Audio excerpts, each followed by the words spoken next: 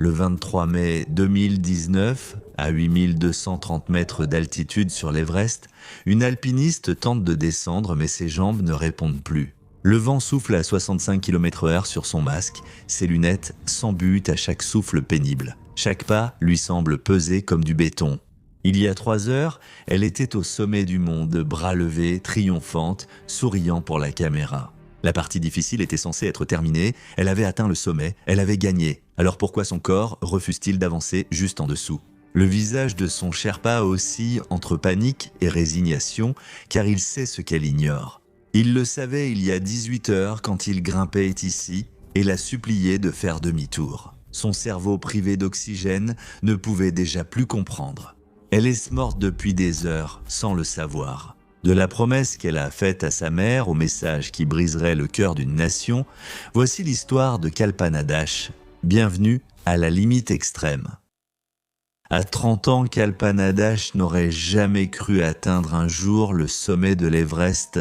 Rien dans son parcours ne l'a destinée à devenir une alpiniste d'élite. Elle est née le 7 juillet 1966 à Dhenkanal, Odisha, une petite ville à 80 km de la capitale de l'État dans l'est de l'Inde. Dhenkanal est réputé pour ses temples, ses collines boisées et son commerce de marbre, mais pas pour former des alpinistes de renommée mondiale. Son père n'était pas riche, il n'avait pas de relations, mais il aimait la nature. Le week-end, il emmenait la jeune Kalpana randonner dans les collines locales, escaladant le pic Kapilas, modeste montagne avec un temple au sommet attirant les pèlerins, non les alpinistes. Il grimpait avec des chaussures simples, sans équipement sophistiqué, juste un père et sa fille marchant à travers les forêts. Sa mère, pilier émotionnel, traditionnel et dévoué, voulait avant tout stabilité et sécurité pour sa fille. Kalpana lui a offert cela. Bonne élève, elle a obtenu son diplôme de droit en 1991. À la mi-vingtaine, Kalpana était avocate et a épousé le docteur Sitakanta Dash. Elle menait une vie normale, stable et de classe moyenne dans une petite ville indienne. Elle se présentait au tribunal, elle traitait des affaires, elle menait la vie que sa mère avait espérée pour elle. En 1996, à 30 ans, rien ne laissait imaginer que Kalpana atteindrait le sommet de l'Everest en moins de 10 ans. À cet âge, Kalpana était avocate et aimait la randonnée. Puis quelque chose a changé. Peut-être étaient-ce ses randonnées d'enfance avec son père, ou le sentiment que sa vie stable lui paraissait trop étroite. Peut-être qu'une voix dans sa tête lui demandait « Est-ce tout ? Peu importe ce que c'était ». En 2001, à 35 ans, Kalpana Dash s'est inscrite à l'Institut d'alpinisme de l'Himalaya à Darjeeling pour un cours d'alpinisme de base. À cet âge-là, commencer une discipline sportive d'élite est presque inédit, surtout dans un sport aussi exigeant physiquement que l'alpinisme en haute altitude, où chaque année de plus vous coûte en capacité pulmonaire, en récupération musculaire et en capacité du corps à s'adapter à des conditions extrêmes. Laissez-moi vous donner un peu de perspective. Reinhold Messner, reconnu comme l'un des plus grands alpinistes, a atteint son premier sommet majeur à 20 ans. Ed Wisters, légende de ce sport, a débuté l'escalade à 16 ans. Junko Tabei, première femme au sommet de l'Everest, a commencé l'alpinisme à 22 ans. À 35 ans, de nombreux alpinistes ont déjà conquis plusieurs sommets de plus de 8000 mètres. Certains commencent à se retirer du sport. Le pic physique pour les sports d'endurance est vers la fin de la vingtaine ou début de la trentaine, puis la récupération ralentit et les blessures augmentent. Mais Kalpana passerait les 18 années suivantes à s'apprendre que l'âge n'est qu'un chiffre si l'on est prêt à souffrir et à endurer la douleur plus que les autres. Petit détour sur ce train du chaos. Chaque semaine sur Patreon, je partage une vidéo exclusive, une analyse ou une histoire personnelle non publiée sur YouTube. Rejoignez-moi sur Patreon pour découvrir les coulisses avec la communauté extrême. En 2001, elle a fini le cours de base d'alpinisme à l'Himalayan Mountaineering Institute de Darjeeling. Cela a duré 28 jours avec techniques de corde, escalade sur glace, sauvetages en crevasse et acclimatation en altitude. À 35 ans, elle apprenait des compétences que ses camarades maîtrisaient depuis l'adolescence. En 2002, elle revient pour le cours d'alpinisme avancé. 28 jours d'ascension sur des parois de glace abruptes et des terrains montagneux difficiles. En 2 ans, elle a méthodiquement acquis des compétences et des certifications tout en travaillant comme avocate et gérant son foyer. Ce qui rend son histoire remarquable, c'est que Kalpana n'a pas suivi l'entraînement des alpinistes d'élite. Un équipement spécialisé, des congés et des répétitions annuelles sont nécessaires pour acquérir les compétences importantes. En Inde, sans être dans l'armée ou riche, cet entraînement est impossible. Kalpana, manquant de temps et d'argent, a donc improvisé. Près de chez elle, à Dhenkanal, se dressait la montagne Kapilas qu'elle avait escaladée enfant avec son père. Un temple hindou se trouvait à la base, accessible par 1352 marches taillées dans la montagne que les pèlerins montaient pour prier. Kalpana les montait chaque jour pour s'entraîner. Pendant des années, Kalpana attachait un sac à dos de 30 kilos sur ses épaules et montait ses 1352 marches 5 fois en montant, 5 fois en descendant. Cela fait plus de 13 000 marches par séance. Pendant des années, la plupart des gens ne peuvent de même pas imaginer un tel niveau de souffrance auto-infligée, mais c'est ce qu'il faut. Quand on commence à 35 ans sans argent et sans réseau de soutien, on se crée sa propre montagne parce qu'on ne peut pas se permettre d'accéder au vrai. En 2003, à 37 ans, Kalpana a rejoint une expédition pour tenter l'ascension du mont Satapant et du mont Bhagirathi dans l'Uttarakhand. C'était à de véritables sommets de montagne de 22 000 pieds. Gravir ces sommets exigeait des compétences techniques, de l'endurance en altitude et la capacité à fonctionner avec peu d'oxygène. Elle a atteint les 2 sommets. Pour elle, c'était la preuve qu'elle pouvait gravir des montagnes, alors elle a visé l'Everest. En 2004, à 38 ans, Kalpana tente pour la première fois l'Everest au Népal. Elle avait réuni des fonds avec ses économies, de petits dons d'entreprise et des prêts. L'expédition coûtait plus que ce que la plupart des gens à Dhenkanal gagnait en 5 ans. Elle a traversé la cascade de glace du Khumbu, ce labyrinthe terrifiant de tours de glace mouvantes qui tue des alpinistes chaque saison. Elle a traversé le Western CEM, elle a gravi la face du Lhotse. Elle a atteint le camp 3 à environ 7300 mètres, à seulement 700 mètres de la zone de la mort. La météo a changé, vent du jet stream, blizzard, tempête rendant l'ascension impossible. Son équipe est redescendue. La première tentative a officiellement échoué, mais 7300 mètres.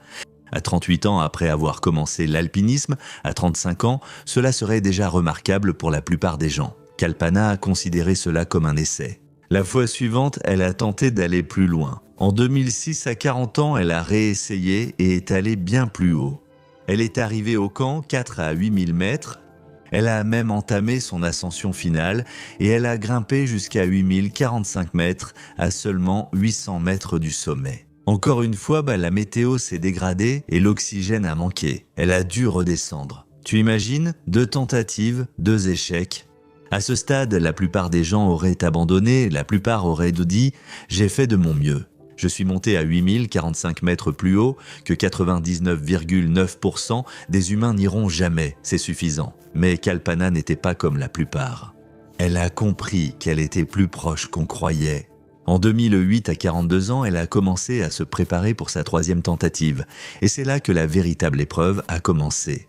Le problème n'était ni sa capacité, ni sa détermination, mais l'argent. Pour faire des choses extraordinaires en venant d'un milieu ordinaire, l'argent est toujours l'obstacle.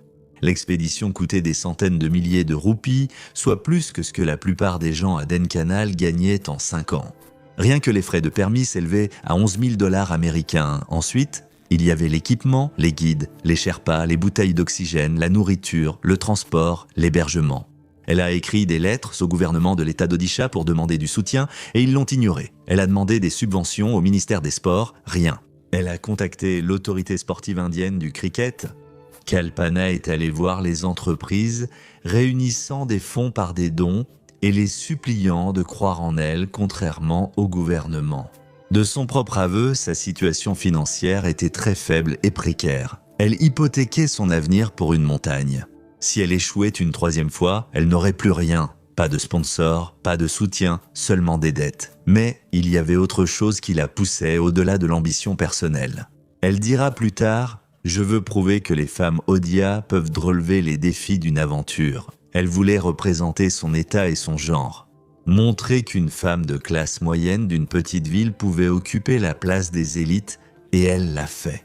Le 21 mai 2008 vers 11h30 du matin. À l'heure du Népal, Kalpana Das a atteint le sommet de l'Everest par l'arête sud-est, plantant le drapeau indien à 8848 mètres.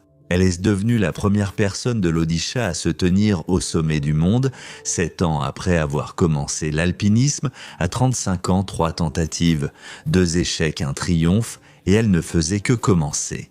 Ce sommet n'a pas seulement prouvé qu'elle pouvait gravir l'Everest, il a prouvé qu'ignorer le doute avait porté ses fruits et que les limites étaient négociables. En juin 2010, à 44 ans, elle a tenté de gravir le mont Denali en Alaska, sommet le plus élevé d'Amérique du Nord, connu pour son climat extrême, sa difficulté et un taux de réussite de 50%. En octobre 2014, elle atteint le sommet du Kilimandjaro en Afrique, puis 2015 devient son année décisive. En janvier, elle a atteint le sommet de la Concagua, le plus haut sommet d'Amérique du Sud, puis en juillet, le mont Elbrus en Russie. De 2008 à 2016, Kalpana a gravi certains des plus hauts sommets du monde. Elle est l'une des rares femmes indiennes à avoir accompli cet exploit, qui demeure parmi les plus impressionnantes réalisations d'alpinisme en Inde. Pour Kalpana, il ne s'agissait jamais simplement d'une réussite personnelle. Chaque sommet était une déclaration, chaque photographie était un message.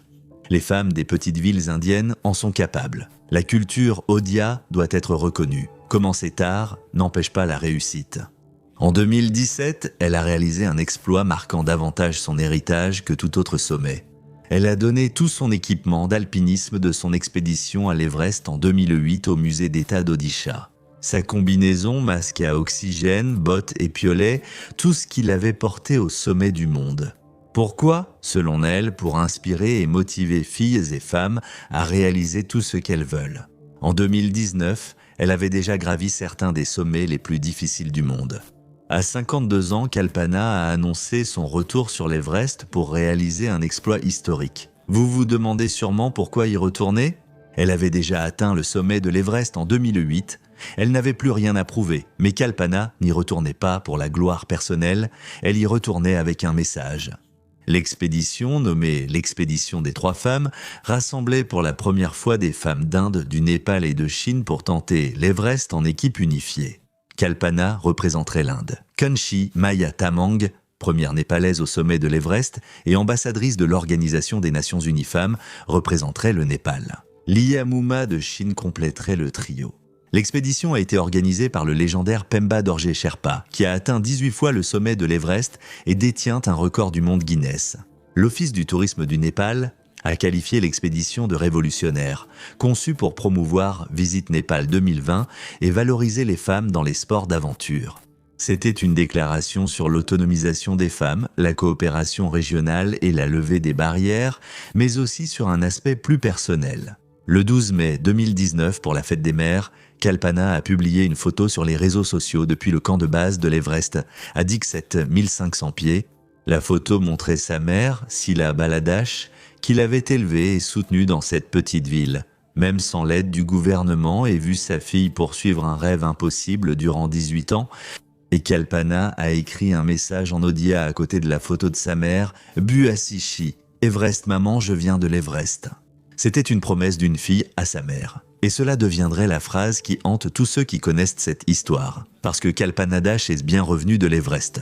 Elle a tenu sa promesse à sa mère, mais n'est pas rentrée comme prévu. 20 mai 2019, camp de base de l'Everest. Kalpana se tient dehors à regarder la montagne, aux côtés de ses guides expérimentés, tandis que les Sherpas observent nerveusement. Un problème régnait sur la montagne au printemps 2019. Les habitués de l'Everest le percevaient, le cyclone Fani a frappé début mai. La tempête a détruit environ 100 tentes au camp, désenseveli du matériel sous 60 cm de neige et perturbé tout le programme d'acclimatation de la saison. Les équipes, bloquées au camp de base, attendaient l'amélioration du temps pour effectuer la rotation entre les camps. Le Népal avait délivré 381 permis d'ascension cette saison, un record auquel s'ajoutent Sherpas et personnel de soutien. Entre 750 et 900 personnes tentèrent d'atteindre le sommet de l'Everest durant une courte période de beau temps, un record pour la montagne. Surtout, la vraie difficulté était la fenêtre météo. D'habitude, l'Everest offre 7 à 11 jours de sommet dégagés, répartis sur plusieurs semaines en mai. Les équipes échelonnent leurs tentatives, certaines tôt, d'autres plus tard, répartissant le trafic. Mais en 2019, après le passage du cyclone Fani, les alpinistes ont eu peut-être 3 à 5 jours. C'est tout.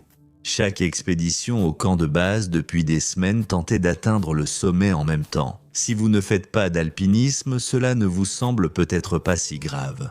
L'Everest est immense après tout, mais voici ce que vous devez comprendre. L'itinéraire pour monter l'Everest est essentiellement un sentier en file indienne. En de nombreux endroits, des passages techniques comme la marche Hillary ne laissent passer qu'une personne à la fois. Vous ne pouvez pas vous précipiter, vous attachez la corde fixe, grimpez prudemment et attendez votre tour s'il y a du monde. Les guides expérimentés savaient que des centaines d'alpinistes tentant d'atteindre le sommet en même temps signifiaient d'énormes retards, des embouteillages. À plus de 8200 mètres, les alpinistes épuisent leur oxygène même immobile.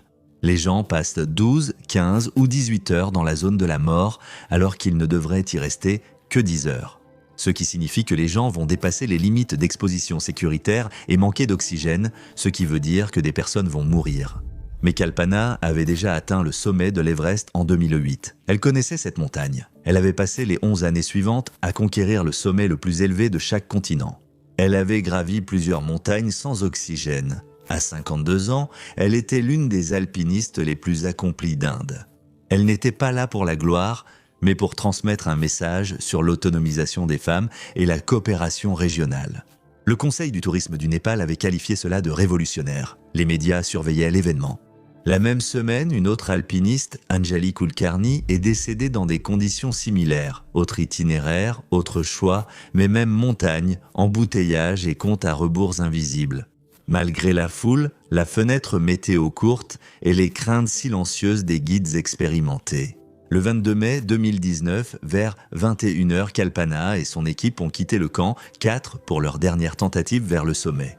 Au-dessus, la montagne s'efface dans l'obscurité. Le sommet est 900 mètres plus haut. Ils allument leur lampe frontale, s'attachent et commencent à grimper. Leur plan, grimper toute la nuit, atteindre le sommet à l'aube et redescendre de jour. L'ascension dure normalement 10 à 12 heures aller-retour, ce que le corps tolère dans la zone de la mort. Mais un problème est survenu dès le départ. Kalpana avançait un peu plus lentement que prévu, mais pas beaucoup. Au début, chaque pas ralentissait, chaque respiration devenait plus pénible. Ses guides Sherpa, Gelbu et Pemba Chiri Sherpa, l'ont aussitôt remarqué.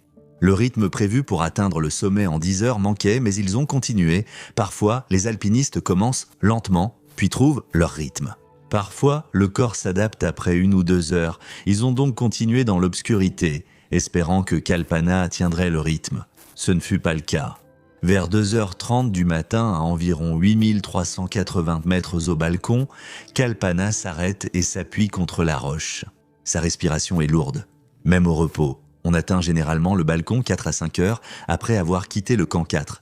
À ce moment-là, elle grimpait déjà depuis environ 5 heures. Kanchi Eliamu avance régulièrement pour atteindre le sommet et redescendre en sécurité. Plus bas, sur la corde, Gelbu Sherpa observe Kalpana avec une inquiétude croissante. Il remarque sa respiration lourde, son rythme lent et la façon dont elle s'appuie à la montagne, comme si rester debout lui coûtait.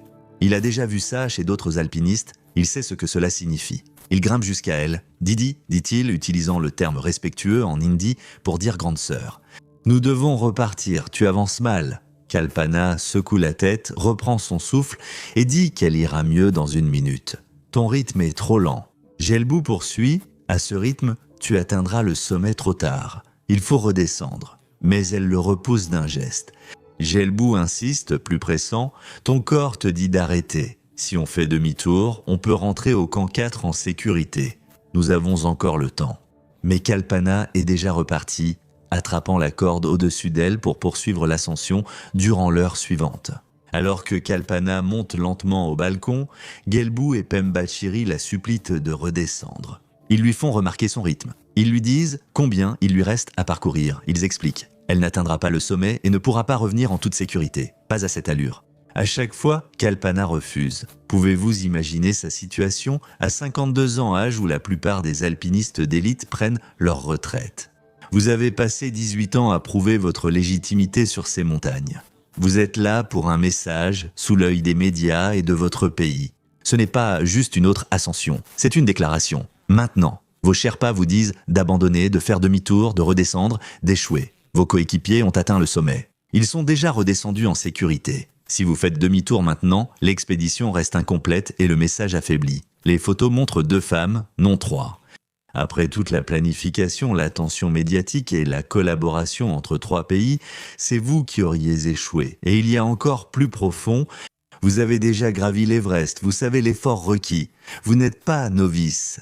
Et cette voix dans votre tête dit « Vous êtes Kalpana Dash ». Vous l'avez déjà fait, vous avez juste une journée lente, vous pouvez tenir bon, vous l'avez toujours fait. Ce n'est pas de l'arrogance, c'est la confiance acquise, au fil de 18 années à refuser d'abandonner, à prouver que tout le monde avait tort, à accomplir des choses que l'on disait impossibles pour une femme d'une petite ville qui a commencé à 35 ans sans argent. Kopana fait son choix sans écouter les avertissements de son Sherpa. Elle continue de grimper, heure après heure, pas après pas, dans la douleur, avançant vers le sommet. Il est juste là, à seulement quelques heures encore. Ce que Kalpana ignore, c'est que cette décision lui sera fatale. Mais nous y reviendrons. À 9 heures, Kanchi et Liamu atteignent le sommet. Ils ont grimpé 12 heures depuis le camp 4 comme prévu. Ils prennent des photos, hissent le drapeau Visite Népal 2020 et entament aussitôt la descente. Au sommet de l'Everest, on ne s'attarde pas, on redescend, mais Kalpana monte encore. Elle est à des centaines de pieds sous le sommet et avance à la moitié de la vitesse nécessaire, heure après heure, pas après pas, dans une progression douloureuse. Ses bouteilles d'oxygène, prévues pour une ascension de 10 à 12 heures, sont dangereusement basses, mais elle est si proche, le sommet est juste là. À 11 heures du matin, elle grimpe depuis 14 heures, d'autres alpinistes la croisent en descendant, mais Kalpana poursuit son ascension. Le Sherpa Gelbu est toujours avec elle, l'encourageant à aller plus vite. Il s'inquiète pour le temps, mais que peut-il faire ? La forcer à redescendre, physiquement, la porter à 8800 mètres, c'est impossible. Vers 12h55, le 23 mai 2019, Kalpana Dash a atteint le sommet de l'Everest pour la seconde fois. À ce moment, elle grimpait depuis près de 16 heures, depuis le camp 4 soit 6 heures de plus que la normale, mais elle a réussi et levé les bras en triomphe. Le drapeau Visite Népal 2020 est hissé et des photos prises. Un instant, Kalpana Dash a sans doute eu l'impression d'être au sommet du monde. Comme si toutes les difficultés, les refus et les heures de souffrance en valaient la peine. Parce qu'elle est ici, elle a atteint le sommet, accompli l'expédition des 3 femmes et tenu sa promesse à sa mère. Il n'y a aucune célébration ni cri de victoire de ces guides Sherpa. Voici pourquoi. La survie maximale dans la zone de la mort avec oxygène supplémentaire est d'environ 16 à 20 heures, ce n'est pas une recommandation. C'est le seuil où le corps passe de la survie à l'agonie. Kalpana est restée au-dessus de 8000 mètres durant 16 heures. Elle est actuellement au sommet sans avoir entamé la descente. Il faut au moins 4 à 5 heures pour rejoindre le camp 4. Si elle descend au même rythme, cela pourrait durer 6 ou 7 heures, voire plus. Cela signifie qu'elle passera 22 à 23 heures dans la zone de la mort, soit 3 à 7 heures de plus que ce que jugent sûr la plupart des alpinistes. Et en parlant d'oxygène, ces bouteilles sont presque vides. Elle grimpe depuis 16 heures. Chaque bouteille offre environ 4 heures d'oxygène à débit normal. Elle utilise sa 4e, peut-être la dernière. Kalpana venait de se mettre dans une situation où la survie devient presque mathématiquement impossible, mais elle ne le savait pas encore. Donc, vers 13 heures, en entamant la descente, Kalpana trouve ses premiers pas étranges. Sa jambe droite réagit lentement, comme si un décalage existait entre l'ordre du cerveau et sa jambe. Elle refait un pas, même résultat. Sa respiration déjà pénible devient plus difficile. Chaque inspiration paraît incomplète. Elle inspire avec force dans son masque à oxygène, mais c'est comme respirer à travers une serviette mouillée. Puis la douleur débute, aiguë et profonde dans les 2 jambes. Ce n'est pas une courbature, c'est différent. Gelbu et Pembashiri la voient lutter. Ils se placent immédiatement à ses côtés, les bras sous ses épaules. Ils ne la guident de plus, ils la soutiennent. Didi, un pas à la fois, on va te faire descendre. Ils descendent lentement, un pas après l'autre, le Sherpa portant la majeure partie de son poids à 8800 mètres. Se déplacer est déjà difficile en bonne santé, alors porter quelqu'un rend chaque pas un combat. Ils descendent peut-être de 60 à 90 mètres, les jambes de Kalpana fléchissent constamment. Les Sherpas la soutiennent et avancent. À 14 heures, Ils ont probablement descendu 181 mètres et se trouvent à environ 8650 mètres toujours dans la zone de la mort à plusieurs heures du camp 4. L'état de Kalpana empire. Elle respire difficilement, halète comme si elle se noyait, ses jambes ne répondent plus. Les Sherpas la portent, la traînent et avancent aussi vite qu'ils peuvent, mais à cette altitude, aller vite c'est peut-être 30 mètres par heure. Quand on porte quelqu'un, Gelbu observe le visage de Kalpana à travers ses lunettes. Ses yeux sont peu concentrés, sa peau grise. Il a déjà vu ça, il sait qu'elle manque de temps. Il continue de descendre. À 15 heures, ils atteignent 8400 mètres au balcon et s'arrêtent exactement sur la même corniche que 14 heures plus tôt. Pendant l'ascension, Gelbu avait supplié Kalpana de faire demi-tour. Il dépose Kalpana sur la plateforme.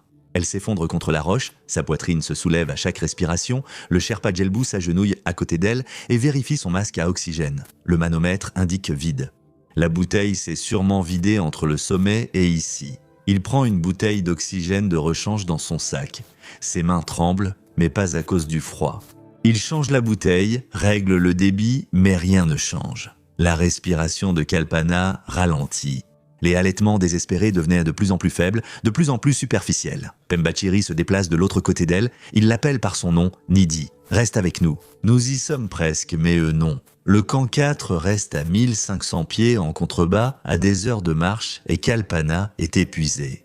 Sa respiration devient irrégulière. Un souffle, une pause, un autre souffle, une pause plus longue, puis sa poitrine cesse de bouger. Gelbu la secoue. Il se regarde, sachant ce que cela signifie, l'ayant déjà vu chez d'autres alpinistes. À 8400 mètres, quand la respiration cesse, il n'y a pas de retour. Cette femme, qui s'est entraînée seule sur les marches d'un temple parce qu'elle ne pouvait pas se permettre des installations professionnelles, qui a refusé d'abandonner, bien que son corps lui ait dit de rebrousser chemin, elle est c'est parti. Maintenant, les deux Sherpas font face à un choix difficile. À 8400 mètres, le sauvetage est impossible. Les hélicoptères ne volent pas aussi haut, l'air y est trop rare pour la portance. Sortir un corps de la zone de la mort prendrait 8 à 10 heures d'efforts épuisants qui pourraient aussi leur coûter la vie. Ils peuvent rester là avec elle et mourir, ou ils peuvent la laisser et survivre. Ils choisissent de vivre parce que sinon, leurs familles devront aussi les enterrer. Gelbu sort une corde, s'attache à la falaise pour éviter de tomber pendant la récupération prévue plus tard. Et puis il se détourne de Kalpana Dash et commence à descendre vers le camp 4. 5 jours plus tard, le 28 mai 2019, une équipe de Sherpas a récupéré son corps lors d'une opération risquée. Ils ont descendu son corps jusqu'au camp de base, puis transporté à Lukla et évacué en avion à Katmandou pour les formalités.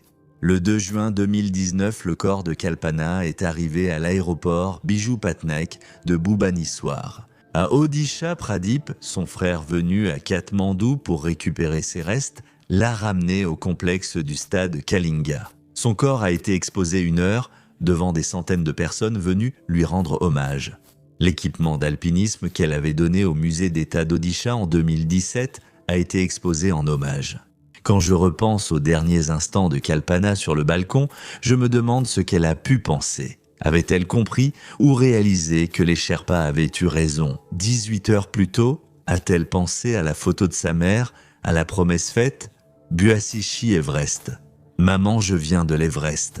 Elle est revenue de l'Everest et a tenu sa promesse, mais n'est pas rentrée chez elle comme prévu, ce qui rend l'histoire encore plus cruelle. Kalpana, en accomplissant un exploit remarquable, est devenue la première personne de l'Odisha à gravir l'Everest. Elle est revenue sur l'Everest en 2019 pour de bonnes raisons. Pour inspirer les femmes à promouvoir la paix, pour prouver que commencer tard et manquer de ressources ne doit pas empêcher d'accomplir des choses extraordinaires. Elle a atteint le sommet, hissé le drapeau, pris la photo. Ce succès a tué son sommet. La fièvre est puissante. La volonté de réussir après tant de sacrifices est irrésistible. Mais au-dessus de 8000 mètres, le cerveau ne distingue plus quand elle devient une condamnation à mort. La montagne ignore promesses, détermination ou rêve de décennies, seul le temps l'importe. Kalpana, après s'être entraînée plus durement et avoir surmonté plus d'obstacles que la plupart des alpinistes, a manqué de temps vers la 18e heure de son ascension. Merci d'avoir regardé, à la prochaine vidéo, restez audacieux et courageux.